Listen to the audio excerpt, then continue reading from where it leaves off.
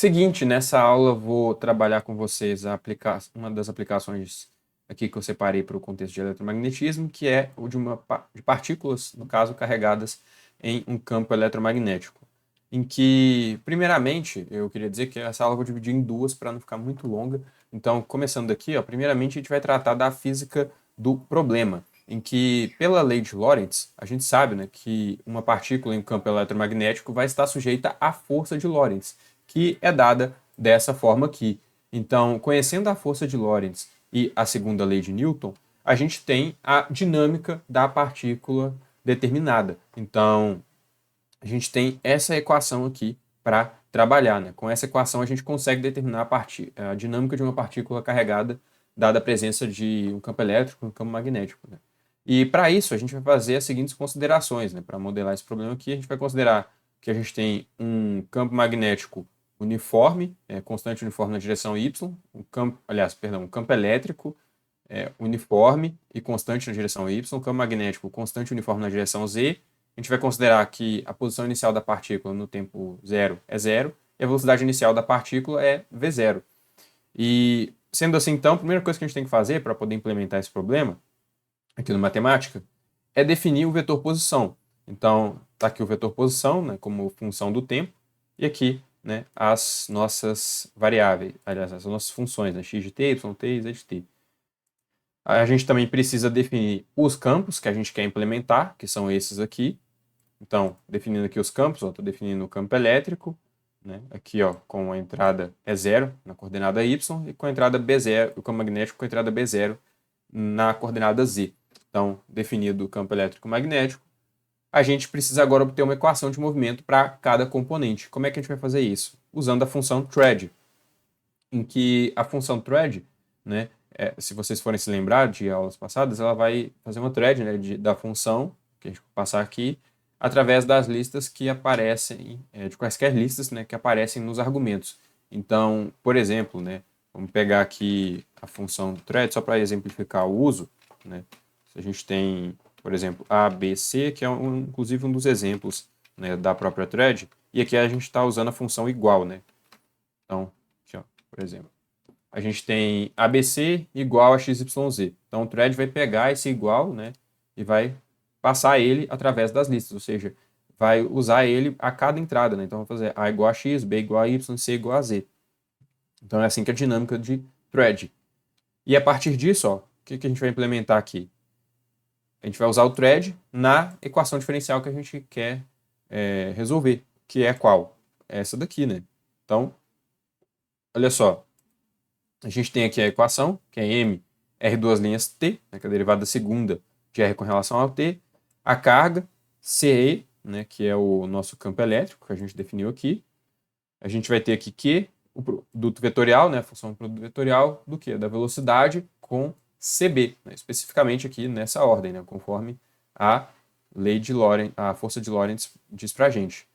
E aqui, ó, a gente vai também definir o nosso vetor posição inicial, né, que é 0, 0, 0, conforme a gente tinha colocado aqui, né, posição inicial no tempo 0 é 0. E aqui o nosso vetor velocidade no tempo 0, né, que é este daqui, conforme a gente tinha colocado aqui, ó, V0. Um V0 na direção x, y, z. Né? Então, eu poderia, tipo assim, Vx0 poderia ser igual a Vy0, que poderia ser igual a Vz0, mas eu estou deixando aqui de uma forma genérica, ou seja, né, eu poderia ter simplesmente um V0 aqui e 1, né, as três entradas, mas eu vou deixar dessa forma que está aqui, porque a gente vai manipular esses caras depois. Enfim, então, o que está acontecendo aqui, né? O que o map está fazendo? Ele está pegando o thread, né, e mapeando através dessa lista. Ou seja, né, primeiramente, vamos ver o que o thread ele faz aqui, ó. Vamos ver o que o thread ele está fazendo na nossa primeira entrada aqui, ó.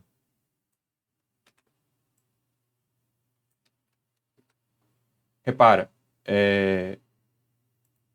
não, na verdade aqui nessa lista toda, né? Vamos pegar o thread e ver o que ele faz nessa lista toda. Reparem o seguinte, aqui, ó, fazendo thread nessa lista toda, ele não vai igualando, né, cada termo igual a gente quer. Por exemplo, ele não iguala isso daqui a isso daqui e assim por diante, né? Ou seja, para isso a gente vai precisar do map, é por isso que a gente usa o map, porque se a gente fosse tentar fazer o thread dessa forma aqui, né, para uma lista, né, com vários argumentos aqui e várias funções, o thread por si só não vai dar conta de resolver, né? A gente precisaria passar somente para um argumento, que aí sim daria certo, né? Mas a gente quer otimizar o código e fazer isso de uma vez só, né? Ou seja, pegar aqui para a equação de movimento e para as condições iniciais. Então, a gente vai usar um map para isso, né? E aí, usando o map, ó, ele mapeia o thread através das listas. Então, aqui a gente obtém o resultado desejado, ó, equação de movimento para x, para y, para z, aqui as condições iniciais, né? O x de zero é igual a, o x no tempo zero é igual a zero, o y no tempo zero é igual a zero e assim por diante. Então é isso que o map faz.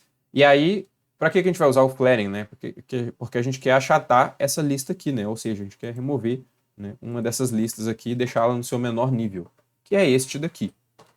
Então, achatamos a lista e pronto. Agora a gente pode implementar, né, de forma equivalente também, usando o operador para map, né? Ou seja, a gente pode atribuir esse símbolo aqui xi, thread mapeado, né, nessa lista e depois achatar. É a mesma coisa que a gente fez aqui, né, só que com o map dessa forma. E agora a gente está atribuindo um símbolo a esse trem todo aqui. E por que que a gente está atribuindo um símbolo a esse trem todo? Porque se vocês forem reparar, isso aqui, né, pode ser colocado dentro da função desolve. E, de fato, a gente vai usar a desolve para resolver a nossa equação diferencial com essas condições iniciais aqui, ó, ou condições de contorno, né? Então a gente tem aqui o sistema de 3 equações diferenciais e a gente tem essas condições de contorno aqui. Aí por isso que a gente implementou dessa forma, porque aí a gente coloca só isso daqui na primeira entrada da equação diferencial, ao invés de, aliás, na primeira entrada, né, do desolve, ao invés de colocar tudo isso daqui, né? E aí, beleza. A gente passa o desolve, né? Passa as variáveis para as quais a gente quer resolver, aliás, para as funções para as quais a gente quer resolver, e passa o parâmetro livre, né? Que é t. Aí eu estou atribuindo ao símbolo sol, né? A resolução dessa equação diferencial. E além disso, eu vou fazer algumas substituições aqui, ó. Né? Para isso eu estou usando o replace repeated, né? Que vai repetir de forma contínua, né? De forma repetida. Vai substituir o B0 por m ômega sobre Q e vai substituir o E0 por VD sobre B0, né? Basicamente, né, eu estou falando que esses caras aqui, ó, que entram no campo elétrico e magnético, né, ou seja, que entram aqui, ó, eles vão ser substituídos por esses carinhas aqui, né? E em seguida a gente vai dar uma simplificada, em seguida vai usar spend all, em seguida vai usar flaring, né? Mas vamos fazer por partes aqui, ó, para a gente ver cada passo o que está acontecendo. Então, usando o desolve primeiro, a gente tem aqui a solução da nossa equação diferencial.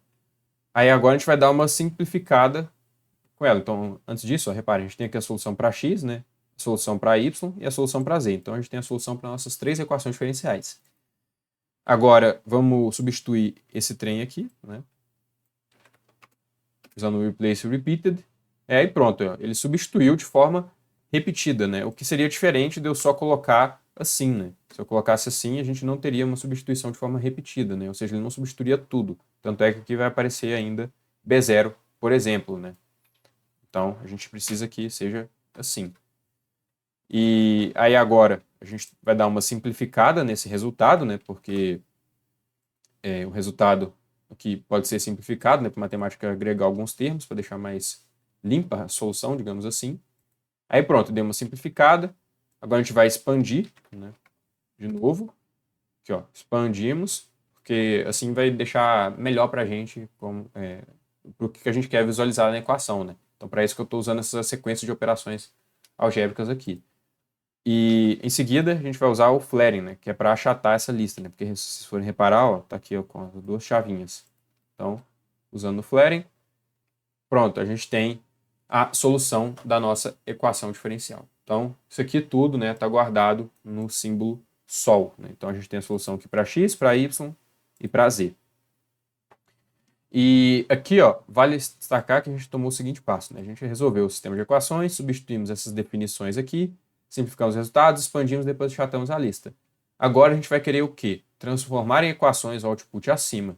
E podemos fazer isso manualmente ou usando matemática, né? Ou seja, a gente quer substituir, a gente quer fazer isso aqui, ó, ser uma equação. Porque, no momento, é uma regra de substituição, conforme vocês podem se lembrar da aula de equações diferenciais, né? Que ela apresenta a solução em formato de regra de substituição. Mas a gente quer transformar isso em equação. Como é que a gente faz isso, né? A gente pode guardar isso, que a gente vai fazer num símbolo, né? Que eu estou chamando aqui de EQN. E aí eu estou pegando o Sol, né? Que é isso daqui. E aí eu estou substituindo o que é regra por igual, né? Ou seja, ele vai substituir essa regra de substituição por um igual. E aí, assim, pronto. Ó, a gente tem aqui uma equação, né? Aliás, uma não, 3 equações, né? Uma para x, outra para y e outra para z. Então, a princípio, ó, a gente já tem a solução do nosso problema, que era o quê? Encontrar como que qual que era a dinâmica da partícula, né? Então, a gente tem uma equação aqui para x de t, uma equação para y de t e uma equação para z de t. Com isso, a gente já tem a dinâmica da partícula determinada, né? A gente já sabe como é que ela evolui no tempo. E a gente poderia parar por aqui, né? Porque a gente tem o movimento da partícula em cada direção espacial. Logo, o movimento dela está determinado. Só que, para facilitar a visualização algébrica de qual que é esse movimento, a gente vai fazer algumas manipulações, né? Porque esse movimento aqui é um movimento especial, que conforme a gente vai ver aqui agora, né? E aí que está a graça do matemático, né? A gente pode usar ele, né, para ajudar a gente a visualizar o que está acontecendo, resolver os problemas aqui para a gente, né? E a partir disso, ó, vamos considerar essa primeira equação aqui, ó. Considerando essa primeira equação, que é essa, né? Vamos subtrair dos dois lados, ó, TVD mais VY0 sobre ômega e elevar esse resultado ao quadrado, né? Ou seja, vamos fazer isso aqui, ó. Tô pegando. E o que é isso aqui, né? É exatamente isso que eu disse aqui, que é nessa implementação o seguinte: a gente tem aqui uma função pura sendo mapeada, né, nisso daqui, ó. E qual que é essa função pura? Ela vai pegar, né, esse trem aqui, vai substituir isso daqui que eu falei e vai elevar ao quadrado, né? Então essa função pura ela está implementando o que eu pedi para a matemática fazer. E aí eu estou mapeando essa função pura no que eu quero, né, atuar, que é isso. E aí eu vou guardar isso tudo nesse símbolo novo aqui, NEC1, né, que é nova equação 1. E aí pronto, ó, a gente tem justamente isso daqui que a gente queria. Agora vamos considerar a segunda equação, que é essa, para y. E aí a gente vai se livrar, aliás, subtrair dos dois lados da equação esses termos aqui, ó, esse aqui e esse aqui. E aí a gente vai fazer a implementação análoga, então, ao que a gente fez para EC1, né? Então, fazendo a implementação análoga, a gente tem isso daqui, né? Para NEC2, no caso. E agora a gente pode adicionar esses dois resultados para ver o que está acontecendo, né? E como é que a gente vai fazer isso, né? A gente vai usar a função thread, né? Plus, né? E equal, né? Ou seja, a gente vai pegar, né? A gente está pegando aqui, né, somando, né, e igualando, né? Então aqui, ó, a gente está somando, né? Aqui, ó, está somando essas duas equações, né? Só que, repara, fazendo essa soma do jeito que eu coloquei, o matemática me dá isso daqui, ó. Ele está pegando todo esse output, né, e somando com todo aquele output. Só que não é isso que a gente quer exatamente. A gente quer que some o lado esquerdo com o lado esquerdo e o lado direito com o lado direito, né? Para isso a gente precisa fazer o thread e aplicar o equal aqui, né? Porque se a gente fizesse, por exemplo, né, só o thread assim, ó, ele ainda não ia fazer a igualdade que a gente quer, né? Então, a gente precisa, para isso, ó, colocar o equal aqui, e aí sim, a gente vai ter o resultado que a gente quer. Que é o lado esquerdo somado com o lado esquerdo e o lado direito somado com o lado direito. Agora, reparem, a gente tem essa equação aqui bonitinha para a gente tratar. O que a gente vai fazer? A gente vai dar uma simplificada, ó, nesse lado direito aqui da equação. A gente vai pegar só esse lado direito, porque o lado esquerdo já está como a gente quer. E para simplificar esse lado direito, a gente vai usar uma função semelhante à map, que é a map_at, né? Que também mapeia uma função, uma expressão, só que com ela a gente pode escolher a posição onde é feito o mapeamento, né? A gente não precisa mapear no todo, né? A gente pode escolher a posição. Então, se vocês forem ver, ó, map_at vai pegar uma função, né? Aplicar essa função ao elemento na posição n na expressão, né? Então, ou seja, está pegando isso daqui, né? map_at está pegando a função simplify, aplicando a expressão nec, só que no segundo, na posição 2, né? Na segunda entrada, ou seja, aqui. Então, é assim que a gente vai usar o map_at. E aí, pronto, dando uma simplificada, né? O matemática chegou a esse resultado aqui, né? Ou seja, isso tudo aqui é, no final das contas, isso daqui. E nessa forma, ó, reparem, o que a gente tem aqui? A gente tem x de t deslocado de uma certa quantidade e y de t deslocado de uma certa quantidade, isso aqui é ao quadrado. E a gente tem alguma coisa aqui, né, que a gente pode escrever como um r ao quadrado, né, em que r seria a raiz desse trem aqui, em que essa aqui seria a equação de um círculo no plano xy com esse raio. Então, a gente tem uma equação aqui para circunferência no plano xy com esse raio aqui, em que as coordenadas no centro, né, elas estão deslocadas, conforme a gente pode perceber aqui, ó, o x do centro está deslocado e o y do centro está deslocado, né, de forma que esse aqui é o x do centro e esse aqui seria o y do centro, né. E, portanto, o que a gente tem então? Se isso aqui é uma equação de uma circunferência no plano xy, a gente tem um movimento circular no plano xy de frequência ômega, né? E conforme a gente pode ver aqui, ó, da nossa equação, a gente tem esse movimento circular no plano xy e um movimento, ó, retilíneo uniforme no eixo z, que é o z de t, né, é igual a t vezes 0, né? Ou seja, distância vezes tempo, que é um movimento retilíneo uniforme. Então a gente tem um movimento retilíneo uniforme no eixo z e um movimento circular no eixo no plano xy. E isso vai gerar para a gente o quê? Um movimento helicoidal no espaço 3D, né? Então, aqui ó, movimento circular no plano xy de frequência ômega e um movimento retilíneo uniforme no eixo z, o que configura o movimento helicoidal no espaço 3D.